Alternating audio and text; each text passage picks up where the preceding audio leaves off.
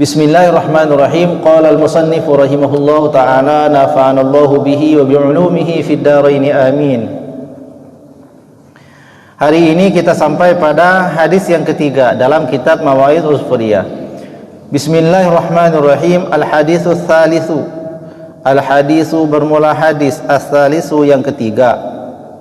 Jadi ini ada hadis yang ketiga. Dalam kitab Mawaidh Usfuriyah itu ciri khasnya pertama dituliskan hadis, yang kedua di bawah hadis itu ada hikayat. Hikayat ini adalah hikayat yang berkaitan ceritanya dengan pengamalan daripada hadis yang disebutkan pada permulaan. Maka kitab Mawaidh Usfuriyah ada kitab yang sangat bagus ya, yang banyak memberikan pengetahuan pada kita akan adab tentunya. Kita baca al-haditsus tsalisu bermula hadis yang ketiga. An Anas bin Malikin, daripada sahabat Anas bin Malik radhiyallahu taala anhu, semoga Allah Subhanahu wa taala senantiasa meridhoinya. Daripada tarjamah Anas bin Malik sudah pernah kita sampaikan ya, itu pada kajian kitab Al-Adhkar min kalami Sayyidil Abror. Maka sekarang kita lewati saja tarjamahnya. Yang penting kita tahu ini adalah hadis diriwayatkan daripada Anas bin Malik radhiyallahu taala anhu. An Anas bin Malik radhiyallahu taala anhu qala, telah berkata Anas bin Malik. Jadi Sayyidina Anas bin Malik telah berkata. Apa kata Sayyidina Anas bin Malik? Qala Rasulullah sallallahu taala alaihi salam, telah bersabda baginda Nabi sallallahu alaihi wa alihi wa sahbihi wasallam. Tulisannya kecil ya.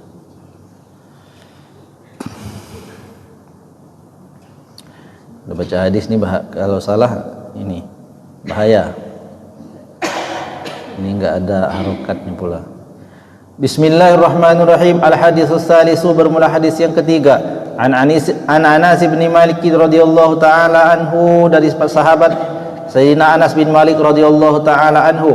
Qala, telah berkata ia, qala Rasulullah sallallahu alaihi wa alihi wa sahbihi wasallam, telah bersabda baginda Nabi sallallahu alaihi wa alihi wa sahbihi wasallam, innallaha ta'ala, sesungguhnya Allah subhanahu wa ta'ala, yanzuru ila wajhi syaikhi, melihat kepada wajah asy-syaikhi.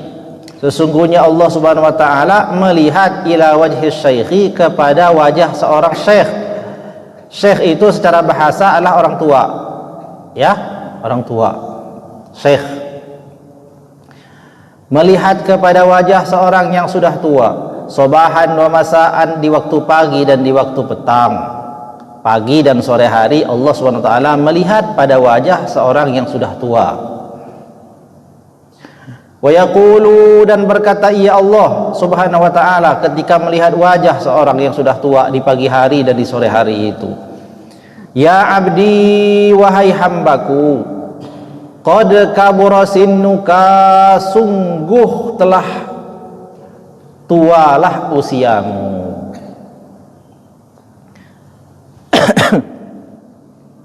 Cuman orang tua itu enggak dengar ya. Di sini ada yang sudah tua? Belum ada ya. Masih 17 tahunan di sini. ABG di sini ya. ABG cucunya. Bismillahirrahmanirrahim. Ya ibadi, wahai hambaku, kata Allah ketika melihat wajah orang yang sudah tua di pagi dan sore hari. Maka bagi yang siapa yang sudah merasa tua, ingatlah bahwa di pagi hari Allah memandangmu, dan di sore hari pun Allah memandangmu, sambil berkata, ya ibadi, wahai hambaku, qad kabura sinnuka, sungguh telah besarlah umurmu, maknanya umurmu sudah banyak. Waraqqa jilduka, dan sudah keriputlah kulitmu. Udah ada yang keriput belum ya? Belum, 17 tahun. Masih muda ya. Di sini umurnya 17 tahunan cucunya. Wahai hambaku, sungguh telah usiamu telah lama, telah tualah usiamu. Waraqqa jilduka, dan sungguh telah keriputlah kulitmu. Wadaqqa azamuka, dan telah rapuhlah tulangmu. waqtaraba ajaluka, dan sungguh telah dekatlah ajalmu.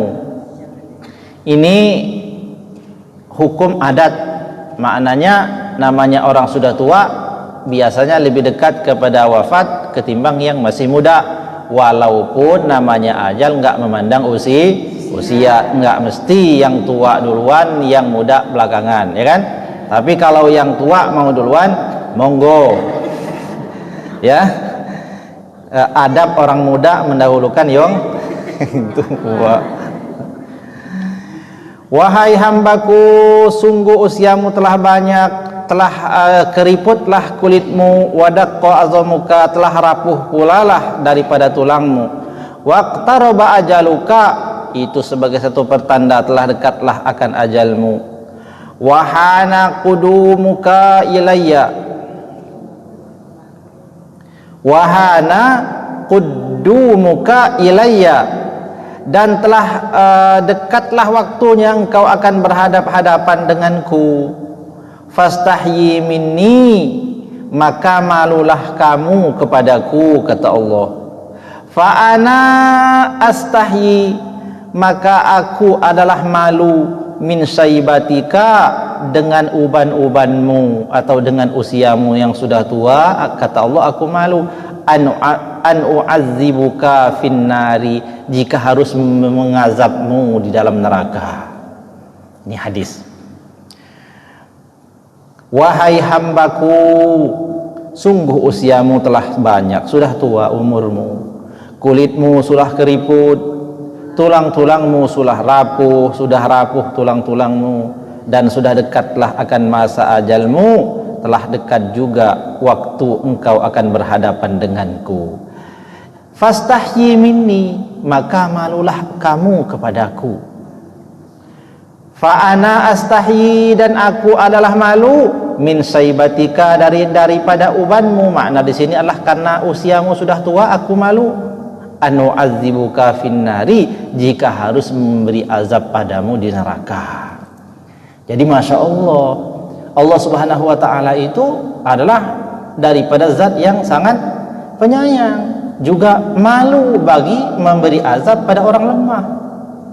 Sebagaimana ada seorang yang masih muda yang gagah, kira-kira tega nggak ia ini secara umum daripada manusia yang berakal untuk menyakiti orang yang sudah tua renta? Kira-kira sampai hatikah orang yang masih muda melakukan itu? Tentu tidak.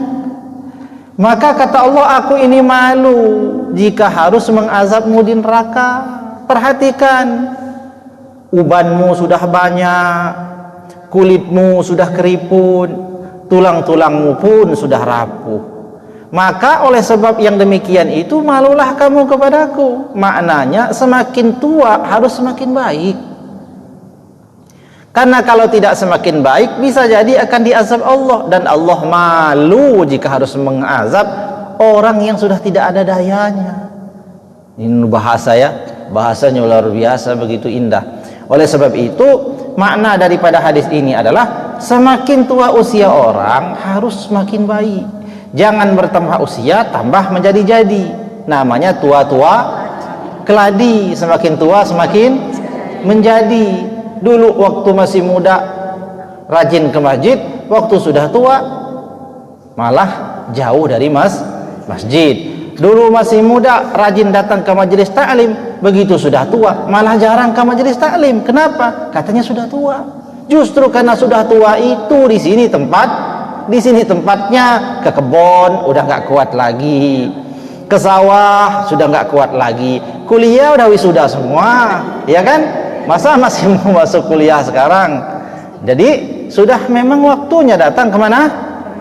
Ke masjid, taat pada Allah subhanahu wa ta'ala. Nah, ketaatan kita pada Allah itu menunjukkan daripada rasa malu kita kepada Allah. Malu kenapa? Malu kalau kita bakal ditanya. Kita dikasih umur panjang, dikasih umur panjang kan? Dikasih umur panjang, orang kulit sudah keriput, ya kan? Rambut sudah beruban, tulang-tulang sudah rapuh. Berarti dikasih Allah SWT kesempatan hidup yang begitu lama.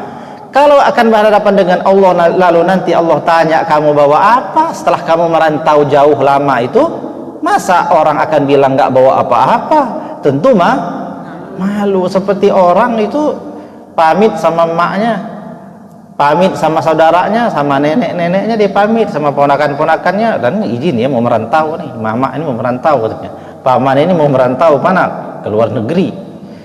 Berapa lama? Oh lama, ternyata 50 tahun merantau. Begitu pulang nggak bawa apa-apa.